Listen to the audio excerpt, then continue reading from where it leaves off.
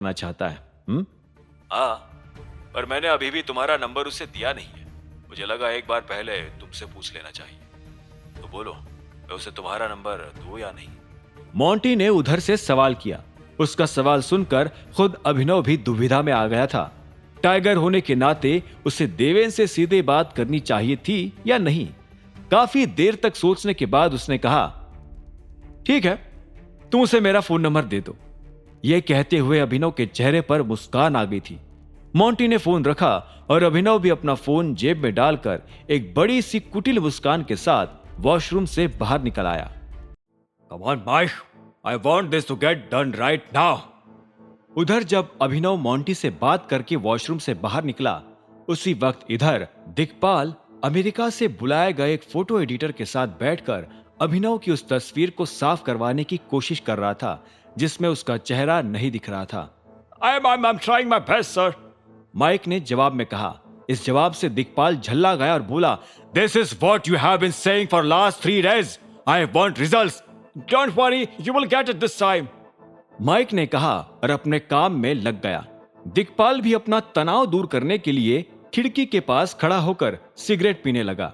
इधर दिक्पाल अभिनव का चेहरा देखने के लिए बेताब था, तो वही दूसरी तरफ अभिनव भी अपनी टेबल पर वापस पहुंच गया था।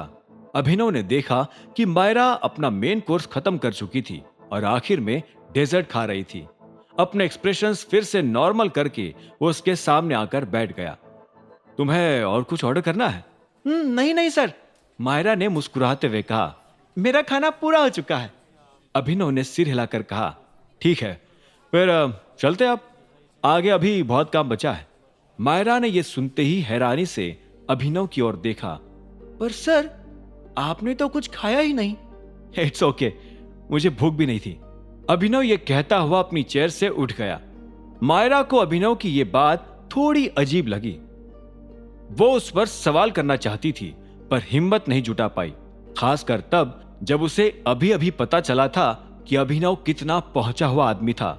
जब वो अलायना से बात करने वॉशरूम गया था तब मायरा ने वेटर को ऑर्डर के बहाने बुलाकर अभिनव के मेंबरशिप कार्ड के बारे में बात की थी। वैसे तो वेटर पहले ज्यादा इंफॉर्मेशन देने से हिचकिचा रहा था, पर उसने फिर मायरा पर भरोसा करके बता ही दिया कि अभिनव का membership card golden membership card से भी सुपीरियर क्यों था। उसने कहा कि जहां गोल्डन कार्ड टाइगर के हर बिजनेस पार्टनर के पास होता है, जैसे कि कृतेश, वही ब्लैक कार्ड सिर्फ उन्हीं के पास होता है जो टाइगर के बिल्कुल खास है, जैसे कि अकरम और बलराज। वेटर की एक्सप्लेनेशन सुनकर मायरा के मन में अब यह भी सवाल उड़ गया था कि अभिनव के पास ऐसा कार्ड कहां से आ गया था। क्या वो भी टाइगर के करीबी लोगों में से एक था? मायरा ये सोच ही रही थी कि तभी उसे सुबह हुई घटना याद आई, जहां पर खुद रानी को अचानक अभिनव का टर्मिनेशन कैंसिल करके उससे सबके सामने माफी मांगनी पड़ी थी। मायरा को महसूस हुआ कि ये करने के लिए जरूर टाइगर ने ही रानी पर प्रेशर बनाया था, नहीं तो रानी जैसे लोगों को माफी शब्द भी क्या होता है ये भी नहीं पता था। सब कुछ सोच विचार करके ही मायरा समझ गई थी कि अभिनव का टाइगर के साथ कुछ कनेक्शन था और इस बात से उसे डर भी लग रहा था। वो अब सिर्फ इतना चाह रही थी कि अभिनव उससे हमेशा खुश रहे और गलती से भी उस पर गुस्सा ना कर डाले। अभिनव अब टेबल से उठकर जाने लगा और मायरा भी नैपकिन से अपने हाथों को साफ करते हुए उसके पीछे पीछे आ गई। ऑफिस पहुंचकर दोनों फिर से अपने अपने कामों में लग गए, लेकिन कुछ ही देर बाद अभिनव जल्दी छुट्टी लेकर वहां से निकल गया। उसे फिलहाल अपनी गिफ्टेड घड़ी लेने अलायना की एक्सेसरी शॉप पर जाना था, जो कि उसके ऑफिस से 30 किलोमीटर दूर दिल्ली में थी। अपना गिफ्ट उठाने के बाद उसे फिर से गुड़गांव में सिंह परिवार के घर भी आना था, क्योंकि वो पिछली रात भी अपने ही घर पर सो गया था। उसे डर लग रहा था कि कहीं इस बात से हरदेव नाराज न हो चुके हो, क्योंकि वो 100 गलतियां कर सकता था लेकिन हरदेव को नाराज नहीं कर सकता था।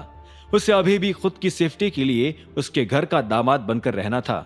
दिल्ली में घुसते ही अभिनव ने अपनी गाड़ी एक लंबी और चमकती हुई बिल्डिंग के सामने खड़ी कर दी। उस बिल्डिंग पर नीले रंग के कांच लगे थे और उसके ऊपर सिल्वर कलर की प्लेट से अलायना लिखा हुआ था। बिल्डिंग के अंदर घुसते ही अभिनव ने देखा कि अंदर के हॉल अलग अलग प्रोडक्ट कैटेगरी के हिसाब से डिवाइडेड थे और हर हॉल के दरवाजे के ऊपर उस कैटेगरी का नाम लिखा था। सबसे राइट में घड़ियों वाला सेक्शन था, जिसका नाम पढ़कर अभिनव तुरंत ही उसमें चला गया। अंदर चलते हुए ही अभिनव को अपने आसपास तरह तरह की फैंसी और महंगी घड़ियां डिस्प्ले पर दिख रही थी। बचपन में उसके पास भी इन्हीं घड़ियों की तरह एक फैंसी घड़ी थी, जिसे उसके स्कूल वाले बुली ने उसको चिढ़ाते हुए तोड़ दी थी। बदले में अभिनव ने भी फिर उस बुली का मुंह तोड़ दिया था। उस बड़े से हॉल में आसपास देखता हुआ अभिनव आगे चल ही रहा था कि तभी उसे अपने पीछे से एक लड़की की आवाज सुनाई दी। Hi sir. आगे की कहानी जानने के लिए देखें अगला एपिसोड सिर्फ पॉकेट एफएम के यूट्यूब चैनल पर, और द रिटर्न ऑफ टाइगर के सारे एपिसोड्स को सुनने के लिए डिस्क्रिप्शन में दी लिंक से डाउनलोड करें पॉकेट एफएम ऐप।